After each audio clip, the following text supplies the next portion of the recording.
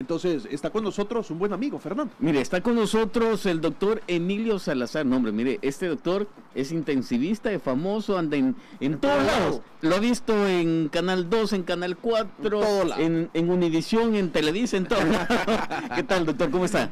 Pues muy bien, ¿qué tal, Emanuel, Fernando? Y un saludo a toda la audiencia, que abrimos oficialmente las puertas del consultorio virtual aquí en Radio Bautista. Amén. Que queremos hablar del gusano barrenador, pero si usted tiene alguna consulta puede hacerla en este momento, y queremos hablar de esto porque usted mencionó algo que es muy importante para nosotros como médicos, y es la información adecuada que las personas tienen que tener, porque no podemos caer en desinformación y que la gente esté asustada. Claro. Pero también, por el otro lado, muchas veces es muy frecuente que las personas consultan demasiado tarde. Entonces, esto es una plática para que, si en algún momento usted tiene síntomas de esto, pueda acudir lo antes posible al servicio de salud que esté a su alcance. Ok, doctor, partimos de algo que hemos escuchado muchísimo, más que todo en las redes sociales, y decían, bueno, esta forma de propagación de esto que está sucediendo, ¿cómo es en realidad? Porque hemos escuchado hoy que si usted tenía una herida, si se le paraba la mosca en la herida, había problema. Hoy no, hoy simplemente que se pare y hay problema. ¿Cómo es la situación? ¿De qué forma trasciende esta enfermedad? Quiero comenzar explicando que incluso yo he visto en las redes, en las noticias, que dicen epidemia del gusano barrenador. Okay. Y no hay una epidemia, porque una epidemia es un aumento desproporcionado de los casos de cualquier enfermedad. Okay. No estamos hablando de epidemia, sino que estamos hablando de una alerta, de una alarma, de una vigilancia que tenemos que tener del gusano barrenador. Y ahora bien, esto depende del ciclo de transmisión de este gusano, que es a través de la mosca, pero no es cualquier mosca, sino que es una mosca que es de color verde, entre azul, como un verde azulado plateado, y que tiene unos ojos bien grandes, anaranjados. Okay. Entonces, esta mosca, para reproducirse, a diferencia de otras moscas, tiene que depositar sus huevitos en heridas, que no importa si es grande o pequeña, puede ser una herida tan pequeña como la picadura de una garrapata, o en los orificios naturales como los ojos, la nariz y la boca. Y de ahí viene esto, que la mosca deposita sus huevos en la herida u orificios naturales, que lo hace hasta en un 70% en el ganado vacuno. Okay. Pero un 15% son animales de compañía, cualquier mamífero, pero ahí va perros, gatos, ovejas, etcétera. Pero que también, como el hombre, el ser humano es un mamífero, las heridas pueden ser alcanzadas por la mosca y deposita sus huevitos. Entonces, refiriéndonos al hombre en particular, que es igual en los animales, en la herida pequeña que una persona tenga, muy pequeña como un raspón, una picadura, una herida operatoria, que es muy raro, pero puede darse el caso de que alguien lo hayan operado y ande la herida descubierta, la mosca se para y deposita sus huevos. Alrededor de 50 a 200 huevitos, que son microscópicos, y esos van adentro de la herida. Okay. Crecen en 24 horas las larvas, y estos buscan hacia abajo, por eso se llama barrenador. Barreno era como un instrumento, antes le hablaban así, de un instrumento que hacía hoyos, okay, como una broca de un taladro, eso es un barreno, por ahí, de ahí viene el gusano barrenador. Entonces los huevitos están en la herida, se reproducen, y estos gusanos apuntan con sus cabezas hacia abajo y empiezan literalmente a comer la carne.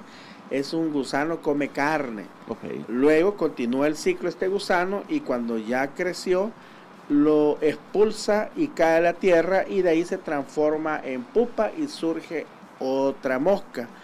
Pero a todo esto ya hizo un daño en el ser humano. Es un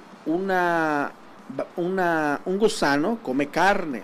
Por eso la mosca tiene un nombre científico, es Cloclomidia omnivorax, de borax de comer y omni hombre. Literalmente lo que hace este gusano es que empieza a comer la carne, y cuando recibimos el paciente en la emergencia, lo que vemos es un paciente que probablemente tenga una úlcera en el pie, yo lo he visto en el pie, y llega con miles de gusanos. Okay. Pero lo importante a la población es de que no tiene por qué esperar a que lleguen esas condiciones, sino que tiene que llegar cuando comience la enfermedad. Y esto es cuando en alguna herida, de pronto usted siente que tiene una herida, pero esta duele mucho, se ha formado como una roncha, está roja. En ese momento usted tiene que ir a consultar, y definitivamente cuando empieza a ver algo extraño, secreción purulenta o algún gusano, pero por muchas circunstancias las personas usualmente llegan cuando ya está bien avanzado esto. Ok, doctor, en estas circunstancias, sabiendo todo lo que esto implica, la dificultad, lo que esto conlleva, ¿qué podríamos hacer nosotros quizás en casa para evitar este tipo de moscas? ¿Qué sugerencia nos da la medicina, doctor, usted como especialista, para poder evitar esta situación y decir, bueno, aquí andan muchas moscas, evitar estas circunstancias para evitar un problema mayor, así como usted lo estaba mencionando en este momento? Sobre todo esto ocurre en el área rural, en el campo. Okay. Entonces es muy difícil, no imposible, pero es muy difícil que ocurra acá en la ciudad. Bueno, una parte muy importante es reforzar las acciones que está haciendo pues el Ministerio de Agricultura y el Ministerio de Salud. Y estas acciones dependen de que reportemos los casos. Okay. Si usted tiene casos en su comunidad, en su casa, en el campo de algún animal que tenga el gusano barrenador, es importante que lo reporte para que las autoridades hagan las campañas respectivas para darle tratamiento a los animalitos y para erradicar este gusano. Quiero contar un poquito de historia. Este gusano no es nuevo, no es una enfermedad nueva. Okay. Este gusano ya ha estado por muchos años, pero incluso se había erradicado de muchos países como México, Costa Rica, Panamá, pero por las razones que sea, ha vuelto a aparecer en la población, ha vuelto a aparecer en el ganado y afecta al ganado y también puede afectar a los seres humanos. Entonces, para evitar esto, lo primero es tener la información que estamos brindando ahorita, reportar los casos sospechosos tanto en el ganado como en las personas, y si usted viaja al campo o vive en el campo, idealmente utilice ropa con manga larga, con pantalones, cúbrese todo su cuerpo para que la mosca no tenga oportunidad de pararse y depositar sus huevos. Si usted tiene heridas operatorias, pues tiene que tenerlas bien cubiertas, bien selladitas, o heridas pequeñas. A veces nos hacemos heridas y son tan pequeñas que muchas personas a veces ni nos damos cuenta que tenemos heridas. Todas las heridas tienen que andar cubiertas, bien selladitas con gasas, esparadrapo, para que la mosca no tenga la oportunidad de pararse y depositar sus huevos. Y hay un concepto en la medicina que es cuando le llamamos infestación, con S. Okay. Esa infestación es diferente a infección. Y quiero detenerme en esto para explicar que el gusano está sobre la piel y come carne, pero no entra a la sangre, al pulmón, al cerebro, al intestino, sino que está sobre la piel, En cambio que una infección es algo un poco más complicado porque es algo que está dentro de su cuerpo. Ahora bien, ¿por qué algunos casos se complican? Porque imaginemos que una persona tiene este gusano, pero ya tiene más de 65 años, o es hipertenso, o es diabético, o tiene insuficiencia renal, entonces, y no consultó a tiempo, el gusano pues destruye el tejido, destruye la carne, y a esto viene una bacteria, se llama una sobreinfección bacteriana, y la bacteria sí tiene la capacidad de viajar por la sangre y comenzar a afectar los órganos. Por ejemplo, una persona que es diabética, que es hipertensa, que es renal, ya tiene cierto compromiso de sus órganos, y sobre esto viene una infección bacteriana, lo que hace es descompensar sus enfermedades, y esto en algunos casos puede ser tan grave que lleve hasta la pérdida de la extremidad, o en algunos casos hasta la pérdida de la vida del paciente. Ok, doctor, ya se infectó. Ya llegó el gusano, ya llegó la mosca, ya puso los huevitos, no nos dimos cuenta, tuvimos la limpieza necesaria, nos dimos cuenta de todas, pero literalmente no pudimos. Llegó la mosca. ¿Qué síntomas presenta en las primeras, 24 horas?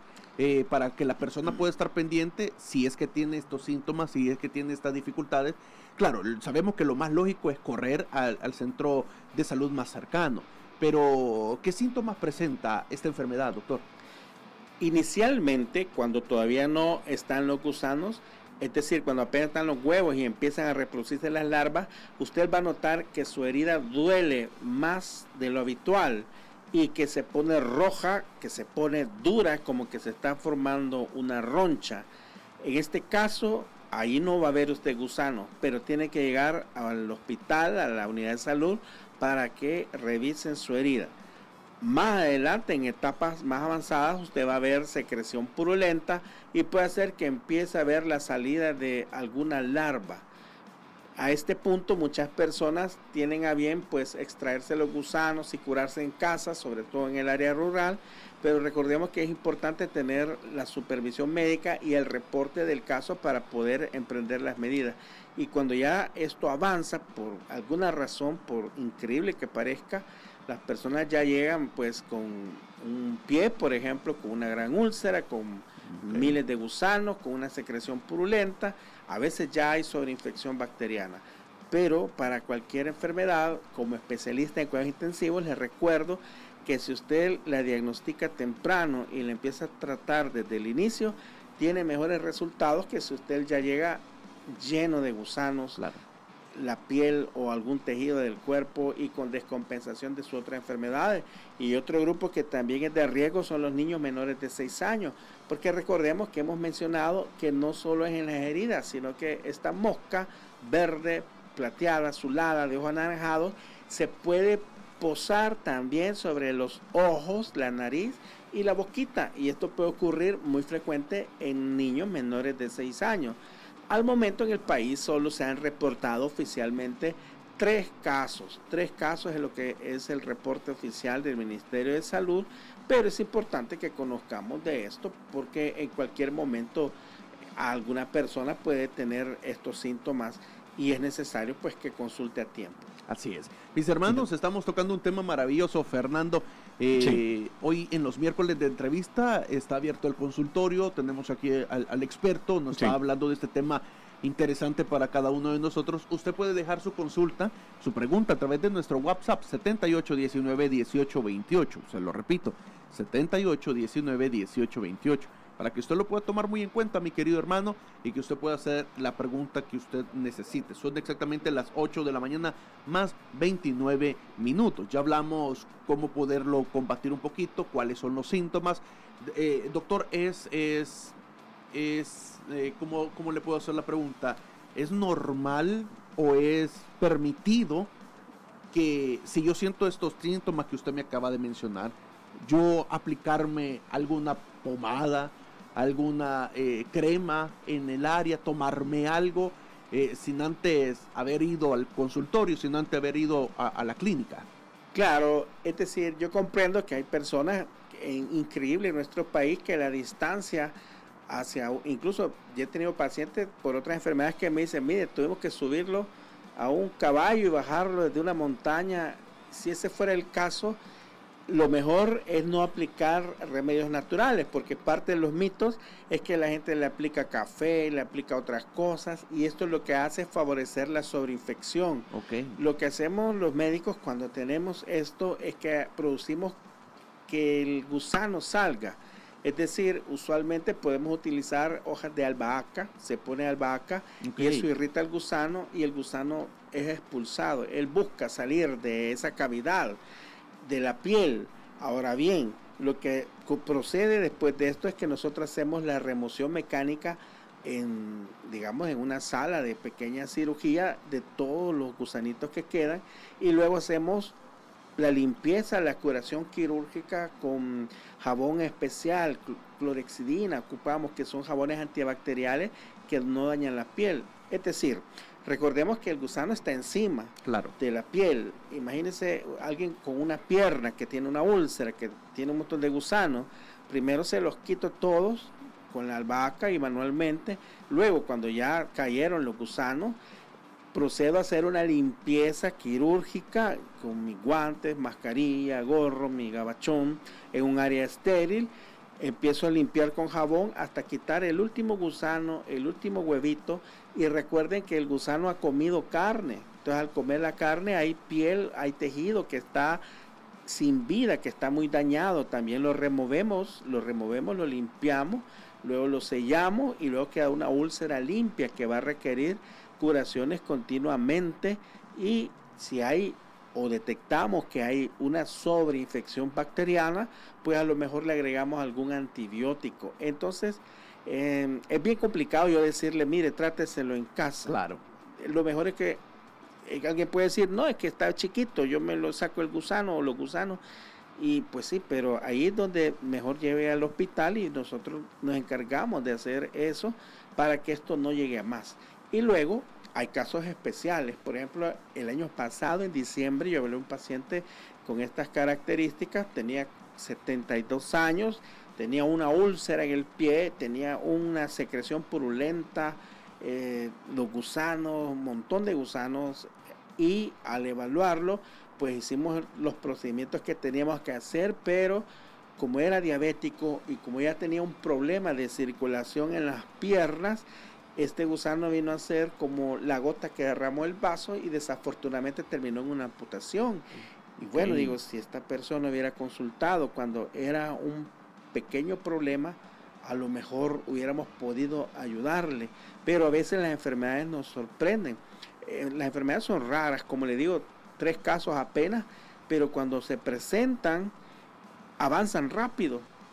Puede parecer rápido en 24 y 48 horas, lo que pasó de ser una herida pequeña, de pronto ya es una cuestión más complicada, y por eso siempre mi recomendación va a ser pues que llegue con su médico de confianza a la unidad del salud o el Instituto del Salvadoreño del Seguro Social para que reciba la mejor atención que usted merece.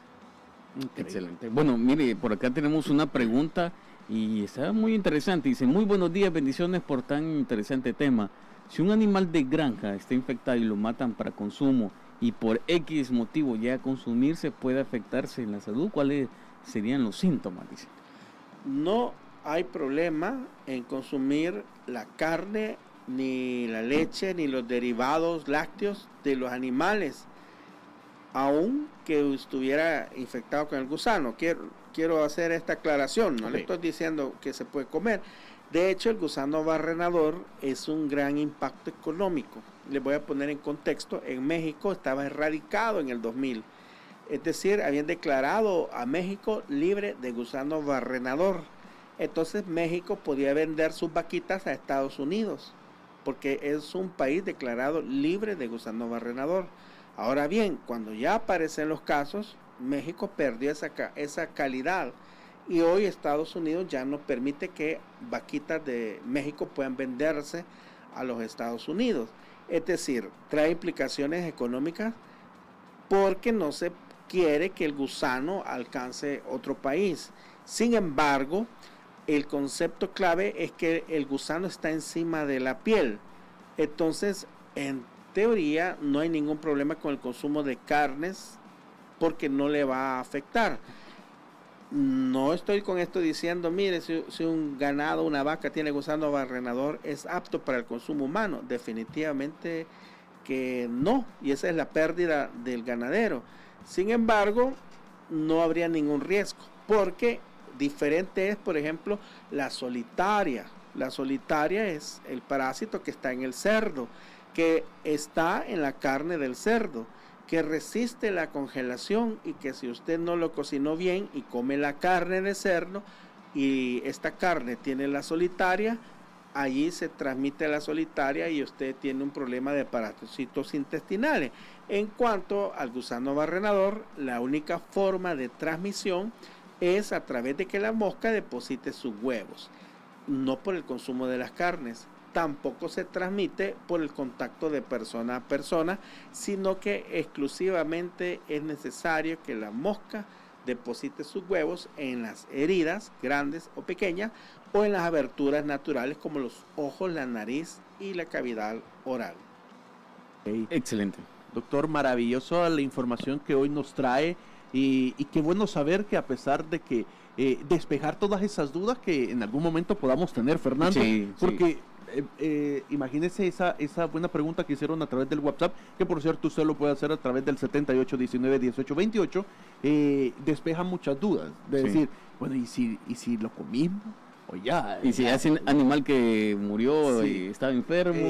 Y qué bueno que está con nosotros el doctor, pero hay muchas más preguntas, Fernando. Sí, por acá dice, hermano, Dios le bendiga, y la mosca que transmite eso, que es verde azulada, ¿es el mismo moscarrón, dice, que conocemos, o es otro tipo de mosca verde azulada? Es decir, si veo venir los moscarrones de siempre, tengo que estar alerta, ¿verdad?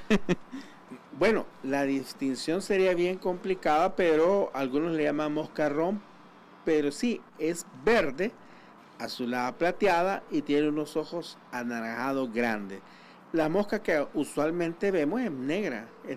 Claro. Y el moscarrón es como más grande. Es cierto. Pero se parece. Si veo un moscarrón grande, corra, porque no vaya a ser.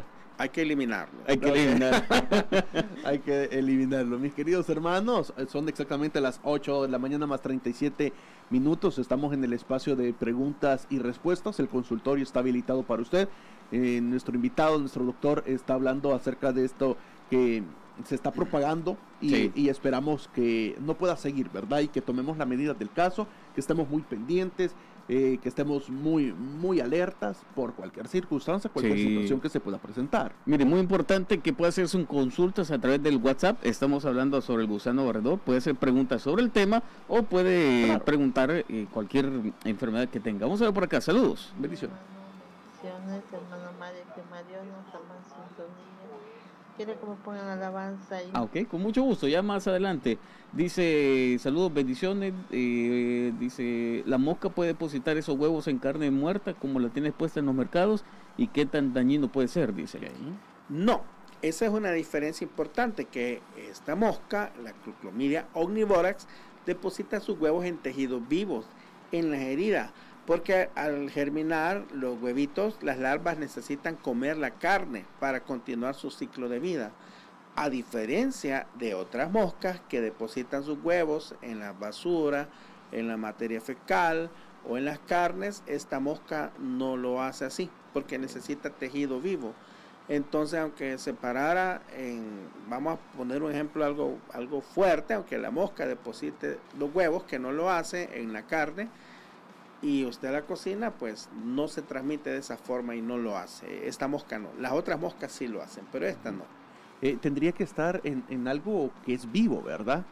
Necesita los tejidos vivos, la larva, para continuar su ciclo de reproducción. Por eso literalmente se come el tejido del ser humano. De hecho, un mito es que esta enfermedad sea algo nueva. ¿Sabía usted que desde 1850 se describe el gusano barrenador? Okay. Había allá en la Guyana Francesa. ¿Usted se ubica por dónde queda Guyana Francesa? Allá lejos. Ahí. Pero es allá por Venezuela. Okay. Hay un país que se llama Guyana Francesa, y había una isla que se llamaba la Isla del Diablo. Okay. Esta isla era tan hostil, tan árida, que por 1850 era una cárcel, y a los peores presos los llevaban a esta isla, el SECOC de aquella época. Okay. Ahora bien, los presos morían porque se los comían los gusanos, y un entomólogo, que es una persona que estudia los insectos, vino desde Francia a observar qué es lo que estaba ocurriendo en la isla, y desde 1850 él describió la mosca como transmisora del gusano barrenador, y desde entonces tenemos este problema de salud pública. Okay. Bueno, interesante. Por acá tenemos otra pregunta, dice, bendiciones, buenos días. Esta mañana en el microbús se subió una señora de la tercera edad con una úlcera hasta levantada, y se veía hasta llena de pus, y era el tamaño de una moneda de $1 pero me dio pena preguntarle, pero hasta le brillaba de lo infectada que estaba. ¿Podría ser ese gusano, esa enfermedad del gusano? Dice, la úlcera la tenía el brazo izquierdo, donde se pone el reloj. Al tener esta enfermedad, de repente, ¿se puede pasar o transmitida, o solo la mosca lo puede pasar? No se transmite de persona a persona. Necesita, es decir, digamos que usted va en el bus y va una persona y lleva los gusanos en la piel. El gusano no se le va a transmitir a usted, porque necesita la mosca depositar los huevos en la herida. no es higiénico estar en contacto con un paciente con estas condiciones sin la de protección, pero no se transmite de esa forma. Ahora, las úlceras que usted describe no parece de gusano barrenador, porque la úlcera del gusano barrenador, usted ve literalmente una gusanera, usted ve los gusanos saliendo, ve algo engusanado, pero hay mucha población, tenemos muchos pacientes, muchas personas, muchos amigos que desarrollan úlceras, y las úlceras son difíciles de tratar, úlceras de diferente origen. Si usted tiene problemas de circulación venosa, si usted tiene problemas de circulación arterial, si usted es diabético, si usted tiene problemas de cicatrización, una herida pequeña se le transforma en una úlcera, y claro, es una situación bien complicada porque el tratamiento de las úlceras requiere muchos días, muchos tiempos y afecta a las actividades laborales, y muchas personas tienen la situación como la persona que usted describe, que por la necesidad de trabajar, por la necesidad de continuar con sus actividades diarias, de cuidar sus hijos, sus nietos, los compromisos familiares que todos tenemos, no atienden sus úlceras. El problema es que una úlcera allí va despacito, despacito, cada vez se va haciendo más grande, después vienen las sobreinfecciones bacterianas, y algunas veces desafortunadamente tenemos que recurrir a amputaciones de extremidades porque son úlceras muy difíciles de tratar. Y mi recomendación para alguna persona que me escuche que tenga una úlcera, pues que se acerque, que se ponga en control antes de que esta úlcera vaya a ser un problema mayor y difícil de tratar o irreversible. Ok, mis hermanos, esto es importante tomarlo en cuenta para los que quizás tienen alguna herida, alguna infección y todo eso. Protegerse, cuidarse súper bien, ¿sí? Para evitar estos problemas y evitar enfermedades mayores. Así que muchas gracias a todos los que nos escriben, a todos los que mandan su nota de voz a través del WhatsApp. Estamos en vivo, mi querido hermano, a través de la señal de Radio Bautista 89.7, y si usted nos escucha a través de Tuning Radio, la Tower Go o el www.tabernaculo.net, muchas gracias. Y si usted está conectado a través de nuestro canal de YouTube, muchísimas gracias también. Excelente. Bueno, por acá dice, ¿se debe poner alguna vacuna a perros para prevenir esto del gusano barrenador? No, al momento no hay vacuna. Okay. Y sobre todo en las úlceras, en los diabéticos es bien importante, pero muy importante, mi querido amigo, si usted es diabético, el pie del diabético es un pie de riesgo. Yo recibí hace unos días a un paciente que había tenido un callo. Imagínense, ¿quién no tiene callo? Emanuel, ¿tiene usted callo? No, ¿cómo no? De verdad, es limpio, él tiene el pie limpio. No, ya vamos a revisar. Pero lo que pasa es que todos podemos tener callos en los pies, pero esta persona apenas 45 años de edad, un jovenazo, pues, y había tenido un callo en el pie. Él se me lo dice, yo tenía un callo en la planta del pie, pero era diabético. Lo tuve por muchos años. El sábado pasado sentí que el callo se hundió y fui a consultar, y mire, así estoy ahora. 7 días después, lo que era un callo requiere ahora una amputación del miembro inferior. Entonces, un llamado a las personas si tienen úlceras, por pequeñas, sobre todo si es diabético, a que no se confíen. Esto es de darle rápido, velocidad, porque puede avanzar muy rápido. Y doctor, y si actuamos de manera inmediata, nos podemos evitar muchos problemas, nos podemos evitar. Imagínese el compañero ahí, me gustó cuando dijo, era un joven. Sí, era un muchacho, 45 años. Yo dije, yo estoy, pero niño, yo soy un bebé. Está en pañales. No, yo soy chiquitito. Pero es muy importante lo que usted recalca para nuestros hermanos que nos escuchan y nos ven en YouTube, que sepan que es importante y necesario acudir a tiempo. Lo que pasa es que el salvadoreño no nos distinguimos por no, aquí en la casa te voy a curar, yo te voy a pasar aquí un menjurje, un alcohol y todas esas cosas, y evitamos la ida al seguro, a cualquier lugar, porque es muy tedioso, es muy cansado, no nos dan permiso del trabajo, lo que sea, pero lo dejamos todo a última hora, y a última hora es donde suceden todas estas cosas, doctor. Claro, y como médicos quisiéramos revertir todo, claro, pero a veces no podemos, a veces no se puede. Y cuando digo un jovenazo es porque este hombre todavía trabaja, está en vida productiva, tiene que trabajar por sus hijos, por sus nietos. Imagínense, claro, una amputación limita, no es el fin, pero si usted consulta a tiempo, puede tener mejores resultados, porque a veces la enfermedad avanza muy rápido. A veces en 24 horas ha cambiado una úlcera o una infección, sobre todo en los diabéticos, y tenemos que ponerle mucho empeño y tener paciencia. Pasar consulta es difícil. Así usted vaya al mejor hospital del mundo, pues usted está enfermo, usted no se siente bien, pero es parte de su proceso para poder recuperar su salud. Así es. Tenemos pregunta, Fernando. Dice, bendiciones, doctor, una pregunta. A mi esposo le quitaron un dedo del pie y ahí donde le quitaron el dedo se le hace una ampolla, no sé por qué. Él es diabético, dice. Esa ampolla que usted describe es un signo de alarma. Acérquese con su médico tratante para poder garantizar primero que no hay infección y luego que recibir sus curaciones y su tratamiento para que pueda cicatrizar.